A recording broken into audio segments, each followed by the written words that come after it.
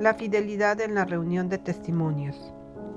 El Señor me ha mostrado que los observadores del sábado deben prestar mucha atención a sus reuniones y hacerlas interesantes. Hay una gran necesidad de manifestar más interés y energía en esta dirección. Todos deben tener algo que decir en favor del Señor, porque al hacerlo están bendecidos. En un libro de memoria se escribe lo referente a aquellos que no abandonan sus asambleas, sino que hablan a menudo unos con otros. El pueblo remanente ha de vencer por la sangre del Cordero y la palabra de su testimonio. Algunos esperan vencer solamente por la sangre del Cordero, sin hacer ningún esfuerzo especial por su cuenta. Vi que Dios ha sido misericordioso al darnos la facultad del habla. Nos ha dado una lengua y somos responsables ante Él por el uso que le demos. Debemos glorificar a Dios con nuestra boca, hablando en honor de la verdad y de su misericordia ilimitada, y vencer por la palabra de nuestro testimonio mediante la sangre del Cordero. No hemos de reunirnos para permanecer en silencio. Los únicos recordados por el Señor son los que se congregan para hablar de la gloria y honra de Él, así como de su poder. Sobre los tales descansará la bendición de Dios y serán refrigerados. Si todos obrasen como deben, no habría tiempo perdido, ni sería necesario hacer reproches por las largas oraciones y exhortaciones. Todo el tiempo estaría ocupado por oraciones y testimonios directos y cortos. Pedid, creed y recibid. Es demasiado frecuente que nos burlemos del Señor. Hay demasiadas oraciones que no son oraciones y que cansan a los ángeles y desagradan a Dios. Demasiadas peticiones vanas y sin sentido. Primero debemos sentirnos menesterosos y luego pedir a Dios aquellas cosas que necesitamos, creyendo que Él nos las da, aún mientras se las pedimos, y luego nuestra fe crecerá. Todos serán edificados, los débiles serán fortalecidos y los desalentados y abatidos inducidos a levantar la cabeza y creer que Dios es galardonador de aquellos que le buscan diligentemente. Algunos callan en la reunión porque no tienen nada nuevo que decir, y si hablan deben repetir la misma historia. Vi que esto se basa en el orgullo, que Dios y los ángeles escuchaban los testimonios de los santos y les agradaba y glorificaba que fuesen repetidos semanalmente.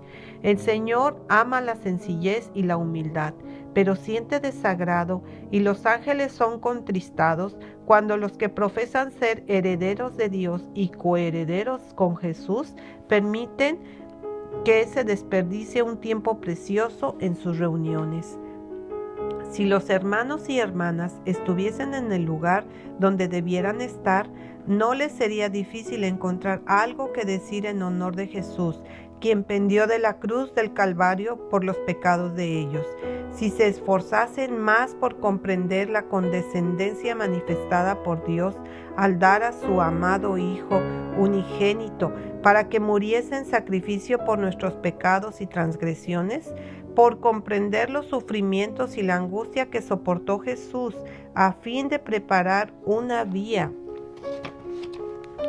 de escape para el hombre culpable a fin de que pudiese recibir el perdón y vivir, estarían más dispuestos a ensalzar y magnificar a Jesús. No podrían callar, sino que con acción de gracias y gratitud hablarían de su gloria y de su poder, y sobre ellos descansarían las bendiciones de Dios por haber hecho eso. Aun si repitiesen la misma historia, Dios sería glorificado. El ángel me mostró a aquellos que clamaban sin cesar ni de día ni de noche: Santo, Santo, Santo es el Señor Dios Todopoderoso. Es una continua repetición, dijo el ángel, y sin embargo, Dios es glorificado por ella. Aun cuando repitamos una vez tras vez la misma historia, honra a Dios y demuestra que no nos olvidamos de su bondad ni de sus misericordias hacia nosotros. Vi que las iglesias nominales han caído en su medio reinan la frialdad y la muerte. Si siguieran la palabra de Dios, eso las humillaría, pero se colocan por encima de la obra del Señor, y para ellas es demasiado humillante repetir la misma sencilla historia de la bondad de Dios cuando se reúnen y procuran tener algo nuevo, así grande, y que sus palabras sean correctas para el oído y agradables para el hombre, y el Espíritu de Dios las abandona.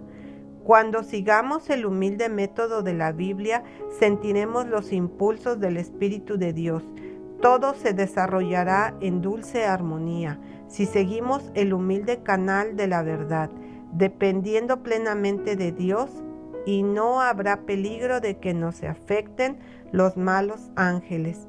Cuando las almas se sitúan por encima del Espíritu de Dios y actúan en su propia fuerza, es cuando los ángeles dejan de velar sobre ellas y ellas son dejadas expuestas a los golpes de Satanás. En la palabra de Dios se presentan deberes cuyo cumplimiento mantendrá al pueblo de Dios humilde y separado del mundo, y también impedirá que apostate como las iglesias nominales. El lavamiento de los pies y la participación de la cena del Señor debieran practicarse con más frecuencia. Jesús nos dio el ejemplo y nos dijo que hiciéramos como Él hizo. Vi que su ejemplo debiera seguirse tan exactamente como sea posible. Sin embargo, los hermanos y las hermanas no han obrado con justicia, juiciosamente como debieran en el lavamiento de los pies, y ello ha causado confusión. Es algo que debiera introducirse con cuidado y sabiduría en los lugares nuevos, especialmente donde la gente no está informada acerca del ejemplo y las enseñanzas de nuestro Señor al respecto, y donde existen prejuicios contra este rito.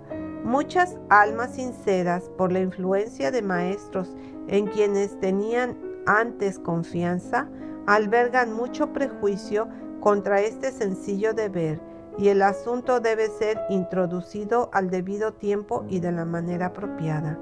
En la palabra no se da ningún ejemplo en lo que los hermanos lavasen los pies de las hermanas, pero hay un caso en que las hermanas lavaban los pies de los hermanos.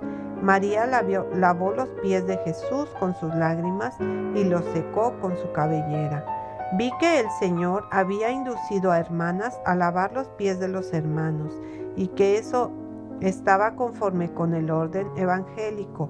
Todos deben actuar con entendimiento y no hacer del lavamiento de los pies una ceremonia tediosa.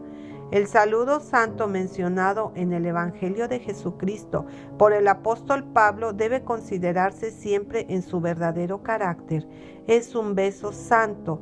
Debe ser tenido por señal de compañerismo con amigos cristianos cuando ellos se separan y cuando se vuelven a encontrar después de una separación de semanas o meses. En Primera de Tesalonicenses 5:26, Pablo dice: saludad a todos los hermanos con ósculo santo. En el mismo capítulo nos recomienda que nos abstengamos de toda apariencia de mal. No puede haber apariencia de mal cuando el ósculo santo se da en el momento y el lugar apropiados. Vi que la fuerte mano del enemigo se opone a la obra de Dios y que se debe alistar la ayuda y la fuerza de todos los que aman la causa de la verdad. Ellos debieran manifestar